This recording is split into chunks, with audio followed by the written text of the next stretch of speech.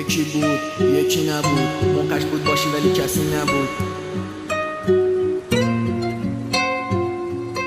علیزد. یکی بود یکی نبود، موقعش بود باشی ولی کسی نبود. خنجر خوردم از پشت کسی که با نگاهش هیچ وقت یکی نبود. دستم حاجی بدنم زیر فشار رسمم پاچید. این درد و قصا بود که منو برد به اماخ و رسما.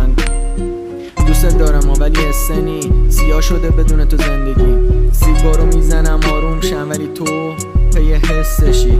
ناخداگاه اشکم میاد، فشار زیاد شده خستم زیاد. به جا دستات بودش تو دستم، پیک الکل مستم سیاه. رگش رفت در کی سمتم میاد، حتی اگه مفبرشم گنگم میاد. اگه نکشم از این زندگی میشه صفحه زندگی رو تخت سیاه. شدن آدمو از دور قشنگ، خودم تو اون زمان بود فقط. زندگیم رفته دیگه زود همش، براتون دیگه فقط سود منم.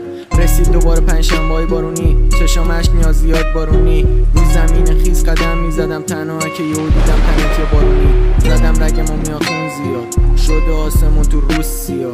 فقط تو این حال به تو احتیاج دارم، زود بیا. میکنم دود میره مغز تو فضا، خونه قلب رو سر شد خراب. حالتو خوب میکنه فقط اونی که کردش حالتو خراب. میزنم رگم و شب نشه صبح، دوتا پلن میمونه. یا زندگی تا تش با تو، یا تنم با یه پارچه سفید میمونه.